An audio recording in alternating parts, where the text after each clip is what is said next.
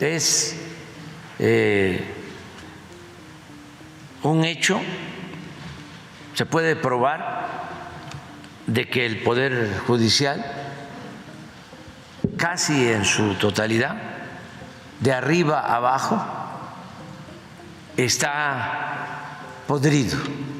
Que no le guste a él que el Poder Judicial sea el contrapeso es un problema de él. Sí, sin duda. Y que quiera hacer una reforma para regresar a épocas donde no había contrapesos, a mí me parece más preocupante. De 1814 a la fecha, y ya son más de 2 siglos, nunca en la historia de México se ha registrado un enfrentamiento semejante entre gobierno y Poder Judicial. De manera que estamos en algo que no tiene precedentes en la historia política y constitucional del país. Ahora, están atacando todos los días a la Corte, eso es un hecho, y ya se abrió la campaña en contra de la Corte. Ya no es solamente el presidente, sino todos los que quieren quedar bien con el presidente están atacando a la Corte. Todas sus obras prioritarias las convirtió de un decretazo en obras de seguridad nacional, es decir, en secreto de Estado. ¿Quiere el presidente Andrés Manuel López Obrador acabar con la división de poderes en México? Ha declarado una guerra al Poder Judicial con el propósito de convertirse él y solo él en fuente única de poder y perpetuarse en él indefinidamente. Está bajo acecho la Suprema Corte de Justicia de la Nación con el propósito de nulificarla para hacer de la Constitución y su cumplimiento una simulación.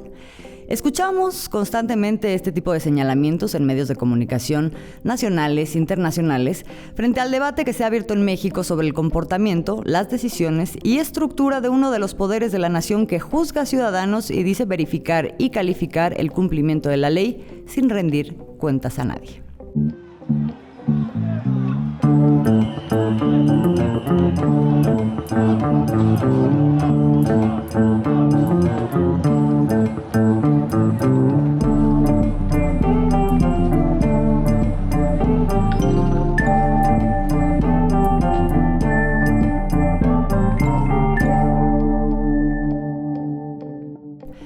Bienvenidos a un episodio más de En Re. Somos Alina Duarte, Oscar Camacho y Azul Alzaga. Hoy en México el Poder Judicial está en el debate público porque pareciera que es el último bastión de ciertos grupos de la derecha con el que buscan obstruir que las principales obras y acciones del gobierno de la denominada Cuarta Transformación puedan llevarse a cabo.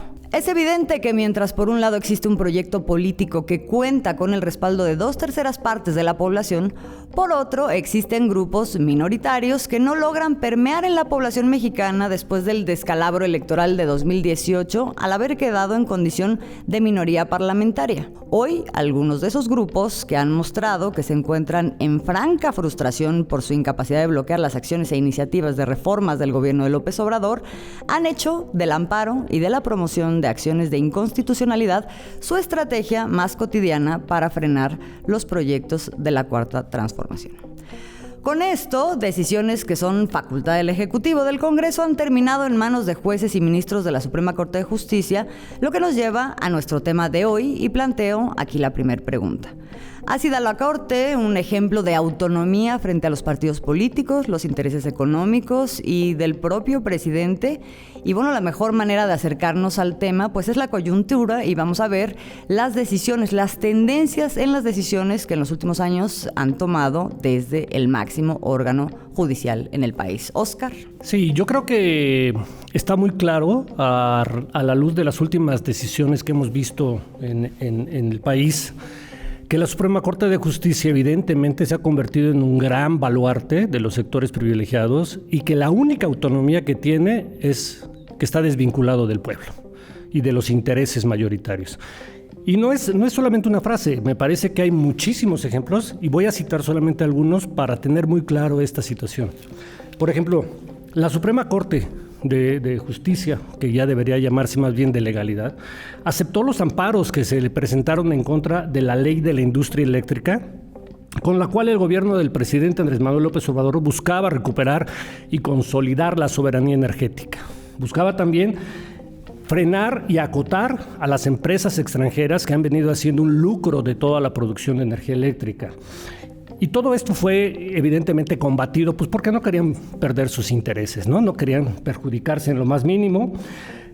Luego de eso también tenemos la ley de inconstitucionalidad de lo que se ha llamado el Plan B electoral, en la que el gobierno federal lo que buscaba era que en el INE y en todo lo que son los organismos que organizan las elecciones se apegaran a la austeridad, tuvieran salarios republicanos, no los salarios que están considerados unos privilegios, unos excesos verdaderamente en el país, pero además buscaba que se respetara también el voto, buscaba acotar todas las posibilidades para que no hubiera ningún fraude y para que toda la gente que controla el Instituto Nacional Electoral no hiciera lo que quisiera con la voluntad popular. Bueno, la Corte también se opuso a ello, ¿no? Cualquiera podría decir, bueno, ¿y cómo por qué? Si son reformas que están encaminadas a garantizar la soberanía popular.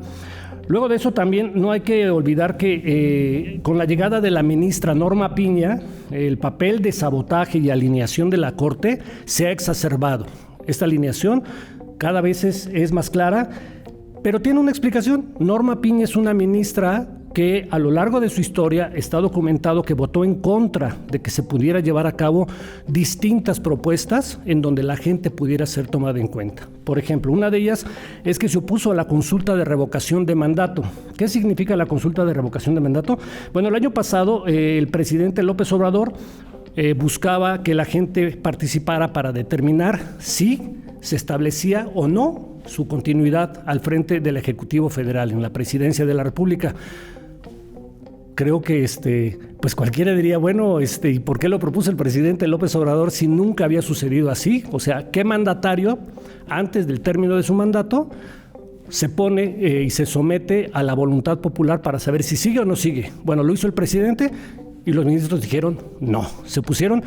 Pero se opusieron más que otra cosa porque había grupos que los presionaron y se opusieron porque evidentemente significaba que el resultado, como después terminó por verse, le iba a dar un respaldo al presidente López Obrador para que siguiera. Entonces dijeron no, nada de eso.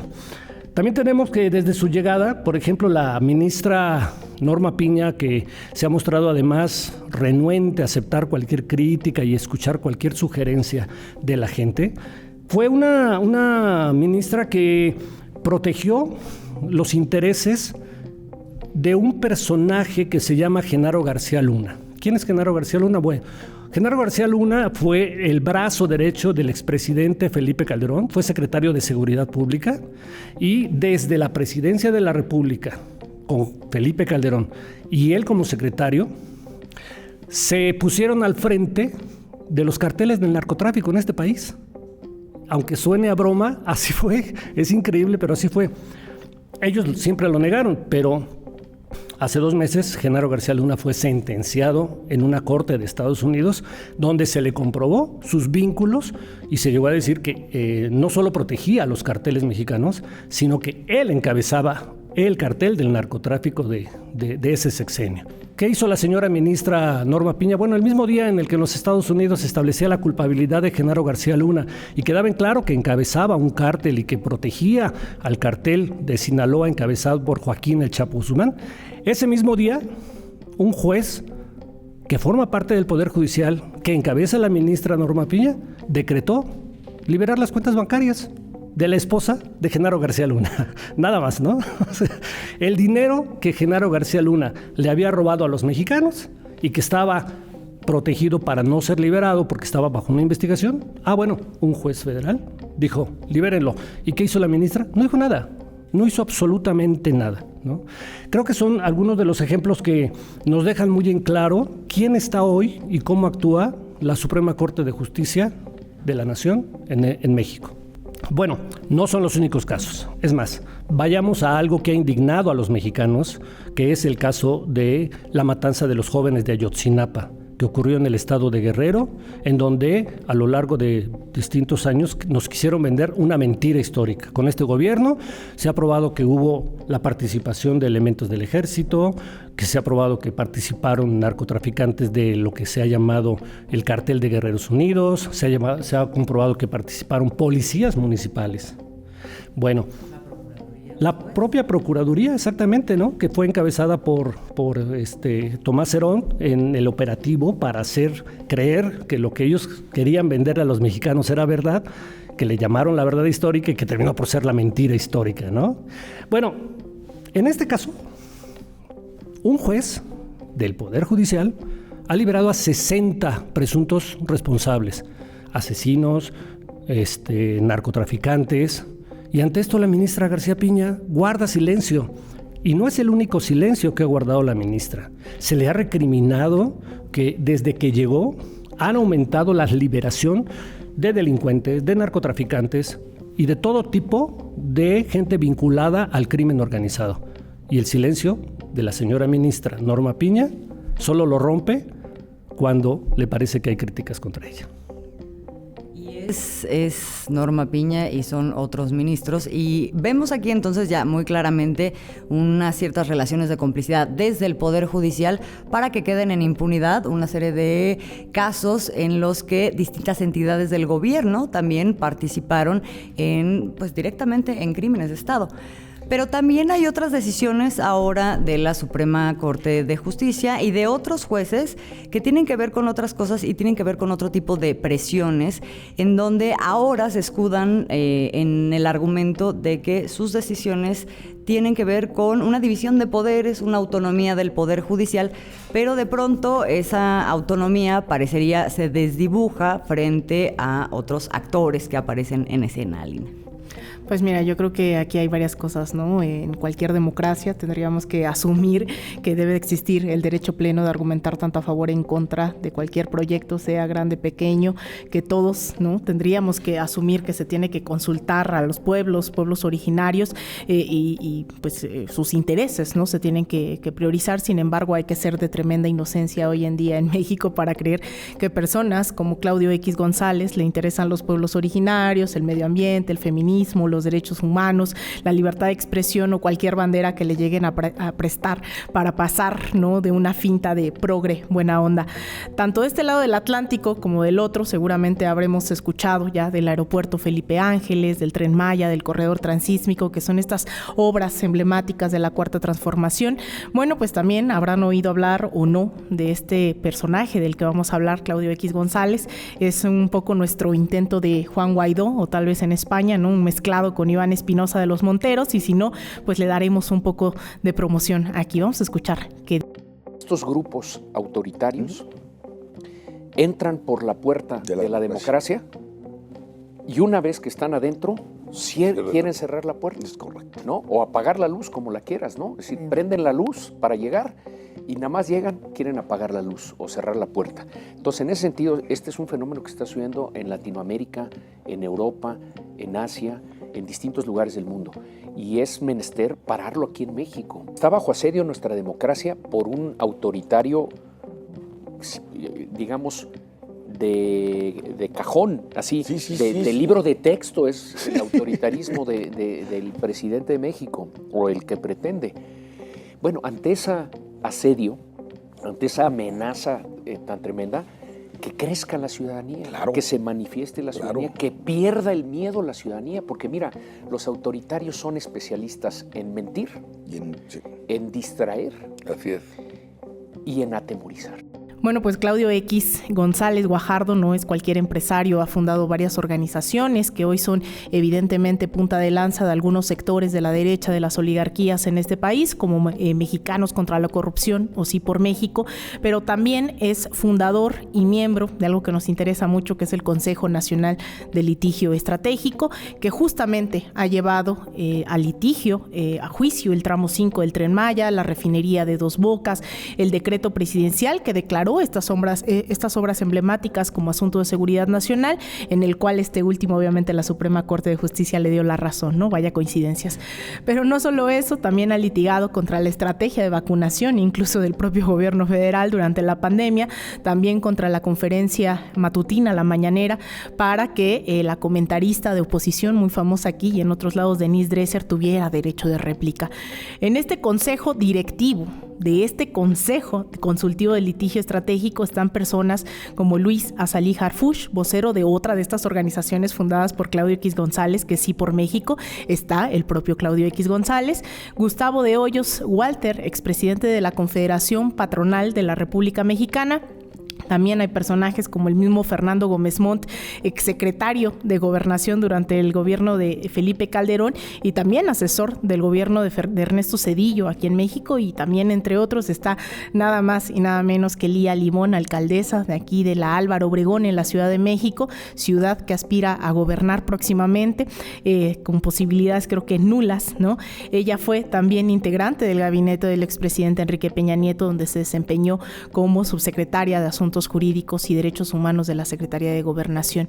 Y para quienes están también del otro lado del continente, dejaría este dato de la revista Contralínea, que mostró hace unas semanas que una de las organizaciones de Claudio X González, Mexicanos contra la Corrupción, reportó ingresos por un total de casi 172 millones de pesos en la primera mitad del sexenio de Andrés Manuel López Obrador, lo cual es equivalente aproximadamente a 3 millones de dólares. Esos 3 millones de dólares fueron donados nada más y nada menos que por la Embajada de Estados Unidos aquí en México.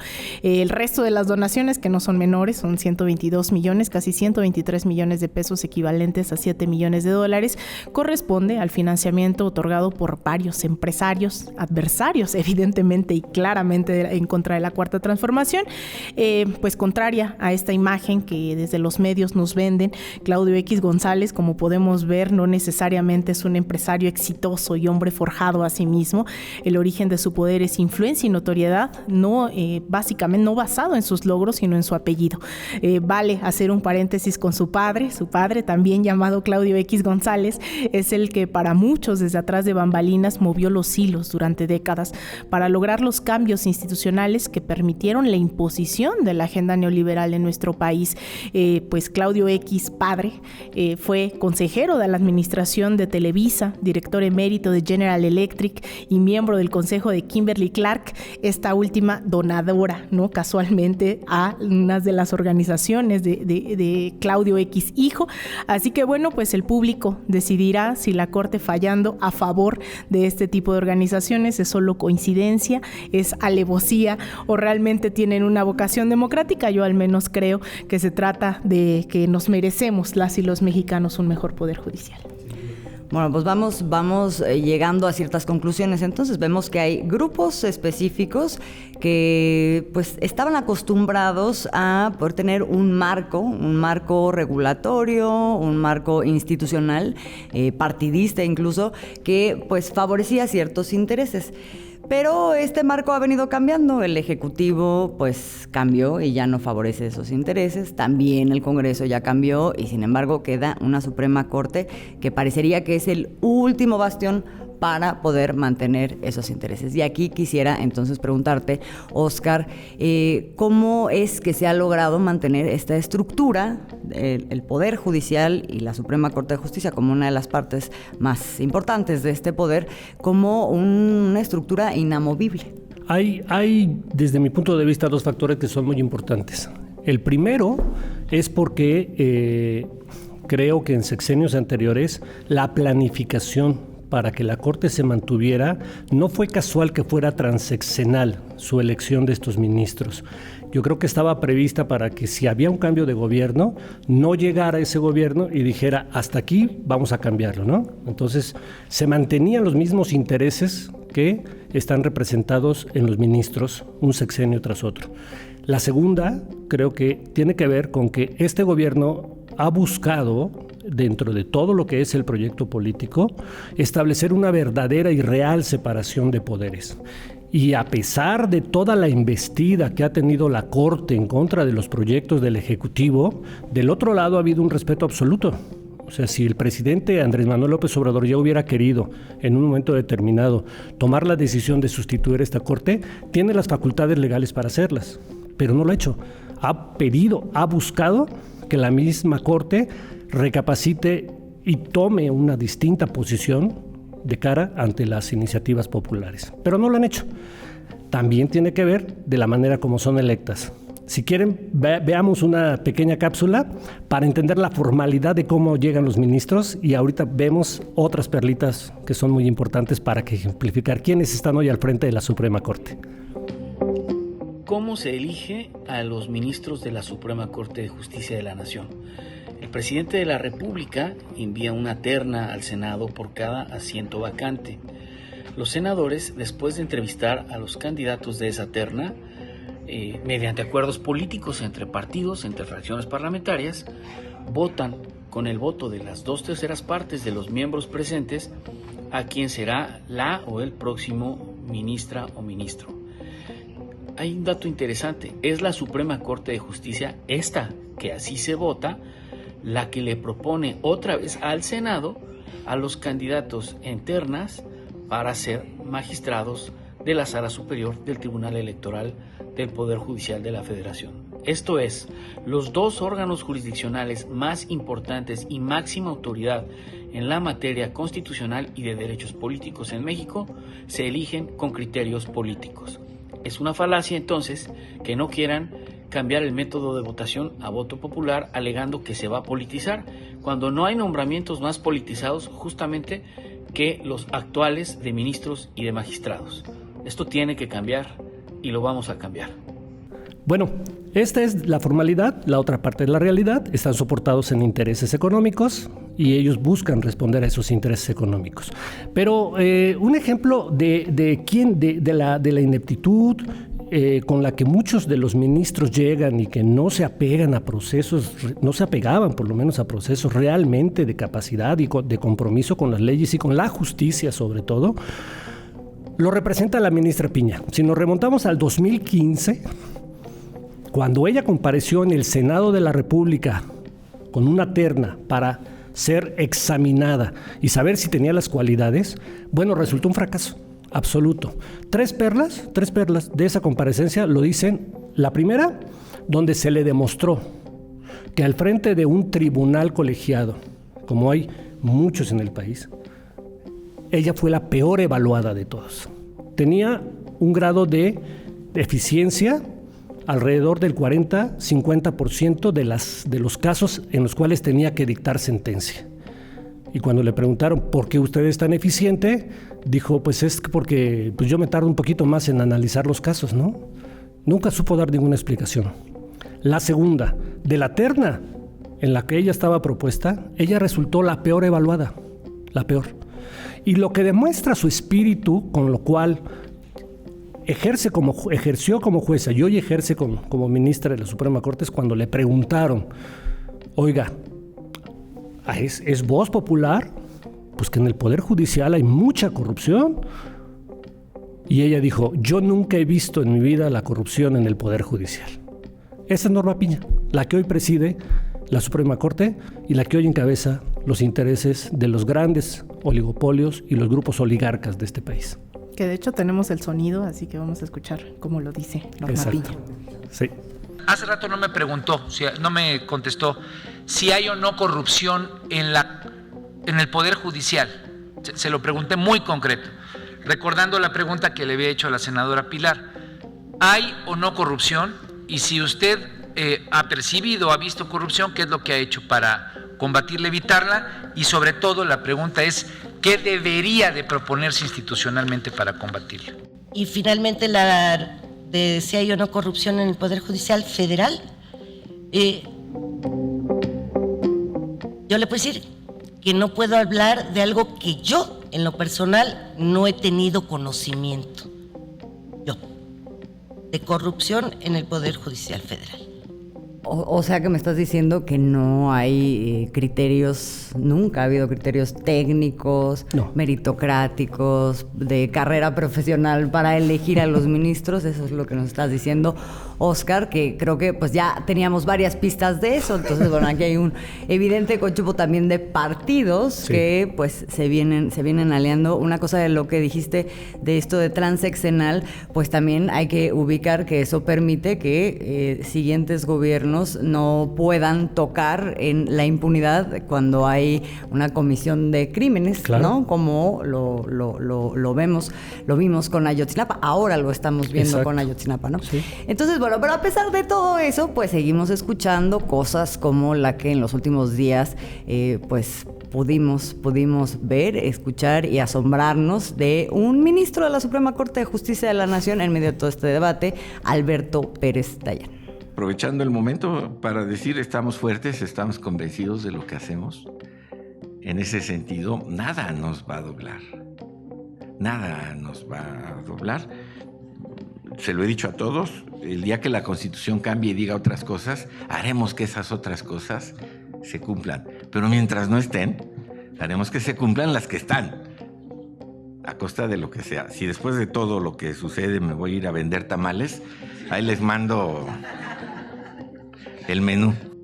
Bueno, pues ahí está el ministro diciendo que si otras fueran las leyes, entonces otra cosa estarían decidiendo, porque ellos lo que defienden es la Constitución. No importa que la Constitución haya sido manipulada, cambiada a lo largo de las últimas décadas y desde la Suprema Corte de Justicia no se haya hecho nada, ni se haya hecho ninguna mención para decir, oigan, aquí estamos violando el espíritu de la Constitución. No importa eso, ni tampoco importa el hecho de que ahorita los ministros de la Suprema Corte de Justicia son claro ejemplo de la flagrante violación a la Constitución con el tema de sus privilegios y sus salarios. No hay que olvidar que existe una ley constitucional que dice que ningún funcionario público puede ganar más que el presidente. ¿Es el caso de los ministros? No. Vamos a ver.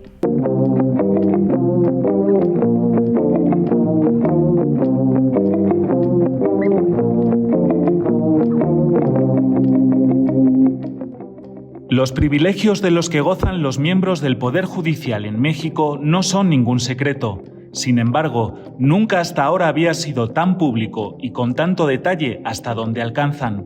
Primero el Senado y más tarde el presidente, Andrés Manuel López Obrador, difundieron las prebendas de los ministros de la Suprema Corte de Justicia, quienes reciben un sueldo de 297.403 pesos, alrededor de $17,000 mensuales.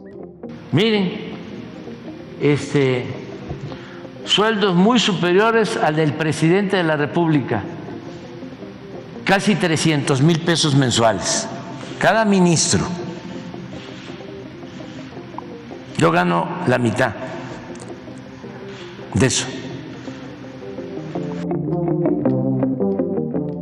Aguinaldos de 586,000 pesos, primas vacacionales de 95,000, un fondo para comer en restaurantes de lujo por 723,000 pesos anuales, un presupuesto de 5,5 millones de pesos para contratar personal, vehículos blindados y pagos de gasolina y peajes, seguros para autos y casas habitación, seguro de gastos médicos para jueces y su familia nuclear por 30 millones de pesos en adelante, seguro de vida institucional por 12 millones de pesos y una pensión vitalicia con casi la totalidad de su sueldo cuando se retiren, son las principales prerrogativas de una interminable lista percibida por muchos como una suma de excesos. Por último, y como si no fuera suficiente, el Poder Judicial suma en 14 fideicomisos recursos por más de 20,000 millones de pesos que se utilizan principalmente para mantener estas prestaciones de por vida. Vamos a presentar una iniciativa para que desaparezcan los fideicomisos del Poder Judicial y esos 20,000 millones de pesos se entreguen a estudiantes de familias pobres. Bueno, pues vamos a ir cerrando con este tema. Creo que ya tenemos varias pistas para entender esta situación. Venimos de un neoliberalismo que tenía capturado al Poder Ejecutivo, al Congreso, el Poder Legislativo y también al Poder Judicial. Ahorita queda el Poder Judicial y es ahí donde entra la propuesta que ha generado todo este debate, la propuesta del presidente López Obrador. Así es, yo creo que es un momento que estamos viviendo, ¿no? Histórico. Hoy en el país no es la primera consulta popular que está proponiendo.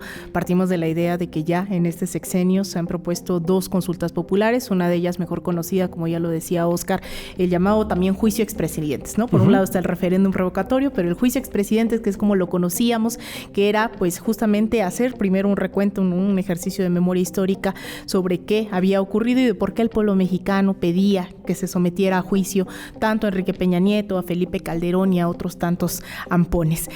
Fue la Suprema Corte quien justamente obstaculizó la claridad de esta consulta, más allá de los órganos incluso también electorales, que en vez de promover, bloqueaban estas iniciativas y estaban tratando no solo de deslegitimarla, sino bloquearla abiertamente. Esta Suprema Corte quedó una pregunta sumamente confusa para la población mexicana. Decía, ¿estás de acuerdo o no en que se lleven a juicio a cabo las acciones pertinentes con apego al marco constitucional y legal para emprender un proceso de esclarecimiento de las decisiones políticas tomadas? Y voy a la mitad de la pregunta, ¿no? Entonces, con esa pregunta, aún así, millones de personas salieron a votar. La segunda consulta ya hace referencia, Óscar, sobre este referéndum formalmente revocatorio que se realizó un año después, el 10 de abril del año pasado, 2022. ¿Estás de acuerdo en que Andrés Manuel López Obrador, presidente de los Estados Unidos mexicanos, se le revoque el mandato por pérdida de confianza o que siga en la presidencia de la República hasta que termine su periodo? Y bueno, en este contexto que ya vamos arrancados con las consultas populares y mezclado con este debate sobre las elecciones, posibles elecciones judiciales, es que surge esta propuesta directamente del presidente. Es a través de esta conferencia matutina que lanza este dardo, ¿no? de cómo democratizamos el Poder Judicial, que pues insiste, ¿no? en que el pueblo es el que tiene que participar, pero vamos a escuchar cómo lo propuso. Sostenemos que el pueblo tiene que participar en estas decisiones, que la política es asunto de todos. También podamos argumentar de la importancia de que los ministros de la Corte, los magistrados, los jueces sean electos, los elija el pueblo, con voto universal, directo, secreto, que no los elija o nombre la élite del poder, sino que sea el pueblo.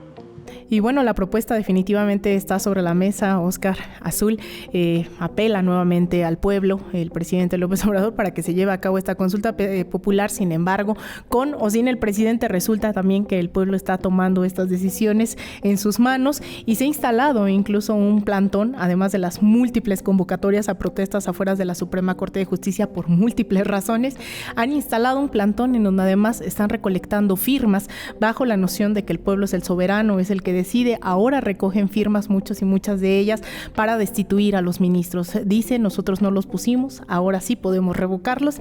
Así que fuimos a la Suprema Corte de Justicia a preguntarle, primero, por qué están juntando estas firmas que les lleva, ¿no?, a tratar de revocar a las y los ministros que ellos adjudican o les representan, pero también sobre sus opiniones del Poder Judicial.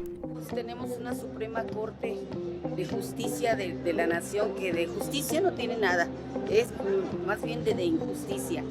Y creo que ese movimiento que se está haciendo es muy importante y que la gente debiera de tomar conciencia, porque es la primera oportunidad que tenemos, o que es la única oportunidad que hemos tenido de poder reformar esto. Y para todo lo quieren poner el pie al presidente. Y nosotros, ya nos empoderó el presidente. Entonces, si el pueblo lo sostenemos, el pueblo mandamos. Y entonces es la hora que se reforme lo que es la Corte, que es la principal. Si hay una Corte corrupta, no vamos a acabar con la corrupción. Entonces es hacerle al tonto. Hay que tumbar, porque la pirámide se sostiene con los de abajo. Si los de abajo nos movemos, tumbamos la punta. Y esa es la Suprema Corte de Justicia. Es una iniciativa ciudadana, ¿verdad? Todo esto es a nivel del pueblo. Aquí no interviene el gobierno, no intervienen partidos políticos. Todo lo que vayamos a hacer, a nadie le tiene que echar la culpa más que el pueblo. Pero el pueblo ya no está dormido. ¿Qué significa esto? que toda la corrupción que está existiendo y nos está perjudicando, entre estos la Suprema Corte de la Injusticia, ¿sí?, está haciendo cosas atroces, como liberando ustedes saben, liberando delincuentes, descongelando cuentas, que es un erario, es un dinero del pueblo. Y el pueblo ha reaccionado. Por eso se le ha dicho, no provoques al tigre porque no lo vas a poder parar. Y no ha podido, miren todos los señores que han estado firmando. ¿Por qué? Porque quieren que esa gente se vaya. Nadie los eligió. El pueblo no se ha elegido. Recuerden que del pueblo se emana, ¿sí?, del poder. Que por dinero dan todo. Y no piensan en su país, no piensan en su gente, del pueblo nadie piensa. ¿Sí?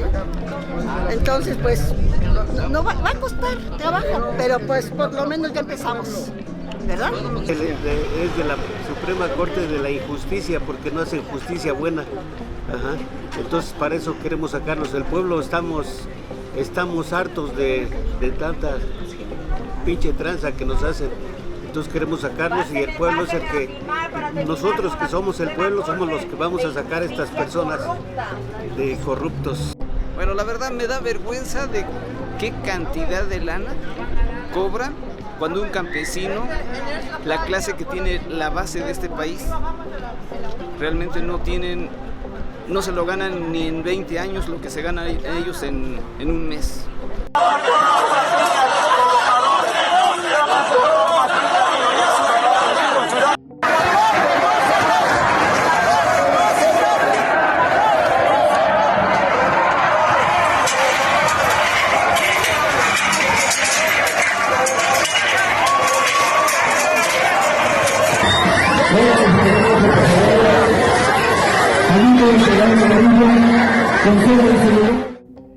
Bueno, como vemos, está en completa ebullición total este tema del Poder Judicial y además, ¿no?, reiterar esta parte de que hace unas décadas ni siquiera teníamos una consulta popular. La primera se llevó a cabo a nivel nacional durante este sexenio y estamos viendo que ha desencadenado dentro de la vida pública de este país. Gente tomando esas herramientas propuestas desde el Ejecutivo, ¿no?, que puede sonar muy paradójico, pero todas estas consultas se han propuesto desde esa palestra.